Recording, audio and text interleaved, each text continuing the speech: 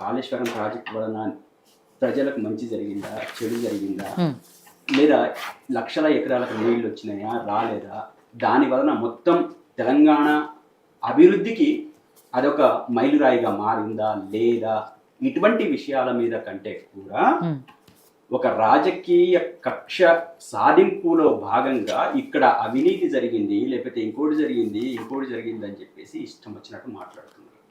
దాంట్లో వాళ్ళకి చిత్తశుద్ధి ఉంటే ఏదైతే 85-84 భాగాలలో 2-3 పిల్లర్లు కుంగితే ఆ కుంగిన వాటికి రిపేర్ చేసి సరిచేసి మేడిగడ్డ ప్రాజెక్టుని, కాళేశ్వరం ప్రాజెక్టుని మొత్తంగా ప్రజలకు మొత్తం అంకితం చేయాల్సిన ప్రధానమైన బాధ్యతలో కాంగ్రెస్ పార్టీ ఉంది, ప్రభుత్వం ఉంది. కానీ కేవలం గత ప్రభుత్వాన్ని, కేసీఆర్ గారిని అబాసు పాలు చేయాలి కాబట్టి, అవమానం పాలు చేయాలి కాబట్టి ఇష్టం వచ్చినట్టు దాని మీద నేను అవినీతి ఆరోపణలు చేస్తాననే ఒకే ఒక్క టార్గెట్ పెట్టుకొని పోతుంది తప్ప ప్రజలకు ఎంత న్యాయం జరిగింది అనే కోణంలో నుంచి ఆలోచించట్లేదు. కాబట్టి దాంట్లో రంధ్రాన్వేషణ చేస్తూ ఉంది. ఎక్కడ దొరుకుద్ది రకరకాలుగా ప్రయత్నం చేస్తున్నా ఏ దొరికేటట్లు లేదు అని చెప్పేసి ఈరోజు చేతులు ఎత్తేసి సిబిఐ కోర్టులో బాలేసింది. కేంద్రం ఏం చేస్తుందో తమాషా చేస్తుంది. దాంట్లో చెయ్యడానికి ఏమైనా ఉంటే నువ్వు బాల్ ఎక్కడికి వేసినా పట్టుకోవడానికి సిద్ధంగా ఉంటారు. అక్కడ లేనే లేదు, ఏమీ లేదు, ఏం చేస్తారు వాళ్ళు అనేది మేము చెప్పదలుచుకున్నాం. ఇక రెండో విషయానికి వస్తే కాంగ్రెస్ పార్టీ ప్రముఖ నాయకులు, యువ నాయకులు మునూరు రవి గారు ఒక విషయాలు మాట్లాడారు.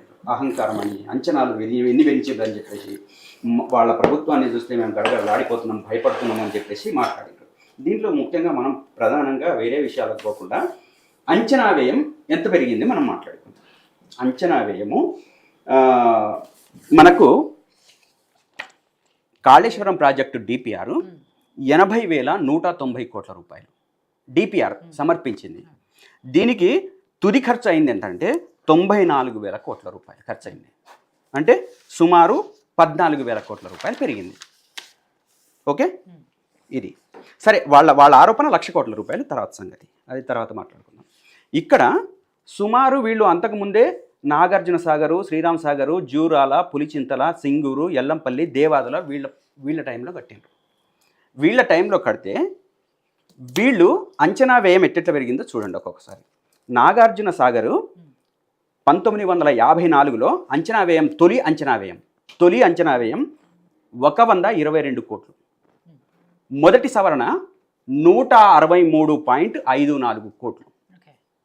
మొదటి సవరణ ఎప్పుడు జరిగింది? 1968లో జరిగింది. రెండవ సవరణ మళ్ళీ రెండోసారి సవరించారు, 312.47 కోట్లు. ఇది ఎప్పుడు జరిగింది? 1974లో జరిగింది. మూడవ సవరణ 1,183.94 కోట్లు. అంటే ఎన్ని రెట్లు పెరిగింది తెలుసా?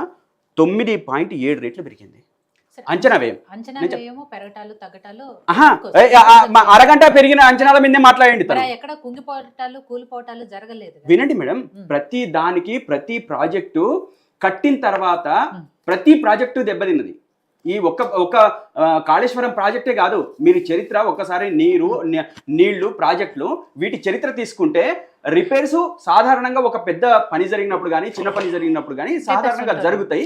ఈ జరిగిన దాంట్లో మొత్తం ప్రాజెక్ట్ మొత్తం కొలాప్స్ అయిందా, సవరించుకోవడానికి వీలుందా, సవరించుకోవడానికి వీలు లేదా అనేది మనం చూసుకోవాలి. అయితే ఇక్కడ కూడా చెప్పాల్సింది వీలు లేదనే కదా ఎన్ఎస్డిఏ చెప్పింది. అదే లేదు, ఎన్టీఎస్ఏ కంప్లీట్ గా చెప్పింది ఏంటంటే మొదట రాగానే వాళ్ళు ఇది సరి చేసి వాడుకోవడానికి అవకాశం ఉందని చెప్పేసి ముందు చెప్పింది. తర్వాత దాన్ని ఏం మ్యానిపులేట్ చేసిండ్రో కానీ తర్వాత మళ్ళా మాట మార్చింది. కానీ మొదట చెప్పింది. ఇక్కడికి వచ్చిన తర్వాత వాళ్ళు ఇచ్చిన రిపోర్ట్ ఏంటంటే 2 పిల్లర్లు అదేవిధంగా 3వ పిల్లర్ కొంచెం దెబ్బతిన్నాయి, ఇది సరి చేసుకొని మనం నడిపించవచ్చు అని చెప్పేసి వాళ్ళు మొదట ఇచ్చిన రిపోర్టు. నేనేమంటున్నానంటే ఏ ప్రాజెక్టు కూడా వీళ్ళు కట్టిన దాంట్లో అత్యంత 107 రెట్లు పెరిగిన ప్రాజెక్ట్ ఏం తెలుసా? శ్రీరామ్ సాగర్ ప్రాజెక్టు 40.13 కోట్లు 1964లో అంచనా వ్యయం, తొలి అంచనా వ్యయం అయితే అదే 1992లో 1,519.15 కోట్లు. 1992లో మొదటి సవరణ. రెండవ సవరణ 4,300 కోట్లు ఇది ఎప్పుడు 1997లో. అదేవిధంగా ఈ దానికి ఎంత తెలుసా 107.15 రెట్లు పెరిగింది అంచనా వ్యయం. అంటే ప్రతి ప్రాజెక్టు కట్టే సమయానికి అది కడుతున్న సమయానికి వచ్చేటప్పటికనంటే పెరుగుతున్న ధరలు కానీ ఇంకోటి కానీ ఖచ్చితంగా పెరుగుతుంది. ఏ ప్రాజెక్ట్ అయినా పెరుగుతుంది, ఎవరు తినటం కోసమో ముంచటం కోసమో. అయితే ఇవి అంతకంటే ఎక్కువ తిన్నట్టు లెక్క. ఈ దాంట్లో 7 ప్రాజెక్టులు ఉన్నాయి. 7 ప్రాజెక్టులలో అత్యంత అధికమే ఉన్నది తప్పితే ఏది కూడా అనుకున్న తొలి అంచనాకు తగ్గట్టుగా కట్టిన ప్రాజెక్ట్ ఒక్కటి కూడా లేదు. ఒకటి. ఇక వీళ్ళు చెప్తున్నారు మేము భయపడుతున్నాం. దేనికి భయపడుతున్నాం? ఫోన్ ట్యాపింగ్ కేసు మాట్లాడి పోలీసులకు అప్పగించి మీరు కేసు విచారణ చేసి దోషుల్ని తేల్చి లోపలేస్తే మేము గజగజ వణికిపోతున్నాం. తేల్చారా ఫోన్ ట్యాపింగ్ కేసు? ఈ కార్ రేస్ మీరు దోషుల్ని తేల్చి మేము అవినీతి చేస్తే ఆ డబ్బులు పట్టుకొని మీరు ప్రభుత్వం ముందు పెట్టి సిట్టు ముందు పెట్టి సిబిఐ ముందు పెడితే మేము గజగజ వణికిపోతున్నాం. మమ్మల్ని ఈ రోజు నన్ను గౌతమ్ ప్రసాద్ నేసినారు, రేపు ఇంకొకళ్ళు నేస్తారని గజగజ వణికిపోతున్నాం. అదేవిధంగా మేడం అవన్నీ వాళ్ళ రాజకీయంగా వాళ్ళ పబ్బం గడుపుకోవడానికే వాళ్ళు అదే ఈ చర్చ అధికారులనే వాళ్ళ చర్చలు వాళ్ళ అంచనాలు వాళ్ళ పద్ధతి అంతా కూడా డైవర్షన్ చేయడం చేయడం కోసం తప్ప వేరే విషయం ఏముంది? ఒకవేళ మేమేమంటున్నామనంటే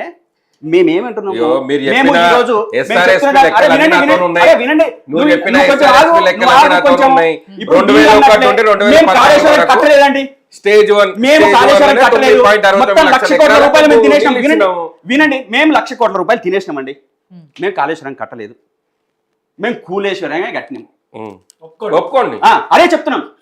మరి వినండి 2,70,00,000 టన్నులు పంట ఎక్కడి నుంచి పండిందండి? ఇదే 2001 నుంచి కూడా నడుస్తుంది. 2014లో ఒకటి కాదు, హ్యూజ్ లో పెరిగింది. వినండి మేడం, నువ్వు చెప్పు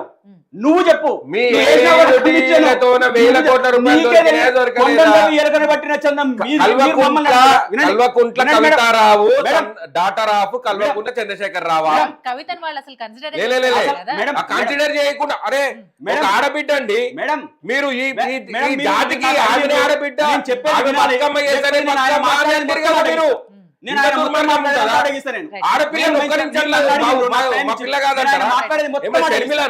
నిజం చెప్తున్నా.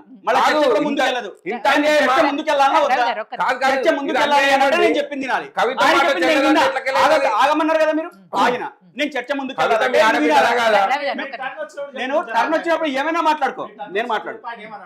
ఇదే కాంగ్రెస్ పార్టీ ఇదే ప్రభుత్వం వచ్చిన తర్వాత నిన్న వాళ్ళు అసెంబ్లీలో సర్వ్ చేసిన బుక్లో 18,80,000 ఎకరాలు సాగులోకి వచ్చినాయని చెప్పేసి అసెంబ్లీలో వాళ్ళు పంచిన బుక్ లో నిన్న అక్బరుద్దీన్ ఓవైసీ గారే మీరు ఈ రోజు లెక్కలు ఉత్తమ్ కుమార్ రెడ్డి మాట్లాడుతుంటేనేమో 1 ఎకరాకు కూడా నీళ్లు రాలేవని చెప్పేసి మాట్లాడినరు. కానీ మీరు అసెంబ్లీలో ఇచ్చిన బుక్ లో మాత్రం 18,80,000 ఎకరాలకు కొత్త సాగునీరు అందిందని చెప్పేసి రాసిరు. అంటే ఇది ఏం నమ్మాలి మీరు? మేము అంటే మీరు ఏం చెప్తున్నారు అంటే మాటల్లో ఒకటి చెప్తారు, అదే విధంగా మా బుక్కులలో ఒకటి రాస్తారా? ఇది ఎట్లా కరెక్ట్ అవుతుంది? కమిషన్ ఎట్లా కరెక్ట్ అవుతుంది అని చెప్పేసి ఆయన అడిగిండు. అంతేకాదు ఆయన 18 నిన్న ఇచ్చిన రిపోర్టే కాదు, ఇది మొదటి అసెంబ్లీ సమావేశంలో కాంగ్రెస్ పార్టీయే మొత్తం 20,33,572 ఎకరాలకు నీళ్లు అందినని చెప్పేసి కాంగ్రెస్ పార్టీ ఇంజనీర్స్ వీళ్ళకి ఇచ్చింది, ఎండార్స్ చేసిన రిపోర్ట్ వీళ్ళకి ఇచ్చింది. వీళ్ళు అసెంబ్లీలో ప్రకటించారు, కావలిస్తే రికార్డ్స్ తీయండి. వాళ్ళు ఫస్ట్ ఎలిగేషన్ కాళేశ్వరం మీద కదా, ఆ మొదటి అసెంబ్లీలోనే వాళ్ళు 20,00,000 ఎకరాలకు వచ్చిందని చెప్పారు. 20,00,000 పీసీ ఘోష్ కమిషన్ నివేదిక ఏదైతే ఇచ్చిందో 650 పేజీలతో ఇచ్చింది. దాంట్లో ఎక్కడైనా ఇది ఇచ్చిందా? అదే మరి అదే బుక్ సర్వ్ చేసి వీళ్ళు 18,80,000 ఎకరాలు ఎక్కడి నుంచి వచ్చింది? నేను ఎక్కడి నుంచి ఏమంటున్నా, వచ్చింది? ఉత్తమ్ కాళేశ్వరం కుమార్ ఏంటంటే రెడ్డి ఒక్క ఏ- ఎకరా ఏ- కూడా ఏమి లేదు. లేదు అని ఒక ఎకరా కాదు, ఒక ఇంచుకు వినండి, నీళ్ళు ఇవ్వలేదు వినండి. అన్నారు అదే వీళ్ళు. ఒక మేడం, ఇంచుకు కూడా నీళ్ళు ఒకటి ఇవ్వలేదు అట్లాంటిది ఇప్పుడు అన్నారు. 18 లక్షల ప్రతిదానికి ఎకరాలకు లెక్క ఎట్లా ఉంటది. వచ్చింది అని. అక్కడ మేడం, ఆయన కంప్లీట్ ఒక్క ఇంచుకు కూడా నీళ్లు ఇవ్వలేదు వీళ్ళు. వీళ్ళు ఇచ్చిన నీళ్ల వలన ఒక ఎకరా కూడా అదనంగా పండలేదు, ఒక్క టన్ను కూడా ఉత్పత్తి కాలేదు అనేది వీళ్ళ ఆరోపణ. అంటే మొదటి పంటకు 2014 నాడు పండిన పంట ఎంత, అదేవిధంగా 2014 తర్వాత కాళేశ్వరం కట్టిన తర్వాత వచ్చిన పంట ఎంత, అదేవిధంగా 2014లో 7 లక్షల మెట్రిక్ టన్నుల నుంచి 8 లక్షల మెట్రిక్ టన్నుల యూరియా మాత్రమే ఈ రాష్ట్రంలో ప్రజలు ఉపయోగించారు. ఇది కేంద్రం చెప్పిన లెక్క, మేము లెక్క చెప్పింది కాదు. కేంద్రం ఇచ్చిన యూరియా లెక్కలు ఇవి, మేము ఇచ్చింది కాదు. అదే కాళేశ్వరం కట్టిన తర్వాత 28 లక్షల మెట్రిక్ టన్నులు ఉపయోగించారు యూరియాని రైతులు. అంటే విస్తీర్ణం పెరిగిందా తరిగిందా? ఎకరాలు సాగులోకి వచ్చిన మాట వాస్తవం కాదా? ఈ వాస్తవాల్ని మనం గమనించాలన్నా వద్దా? నేను ఒక చిన్న ఉదాహరణ చూపిస్తాను మీకు. అంటే ప్రజలు ఏం మాట్లాడుకుంటున్నారు, ఎట్లా మాట్లాడుకుంటున్నారు అంటే నిజంగా మేము అంటే దీంట్లో నీళ్ళు ఇచ్చినామా లేదా? వీళ్ళు వాస్తవంగా ఒప్పుకున్నది ఒకటి ఉంటుంది, బయట ఒకటి మాట్లాడుకుంటారు. మనం మాట్లాడుకునే విషయాల్ని కూడా మనం మాట్లాడుకుందాము, అన్నీ చెప్పుకుందాం.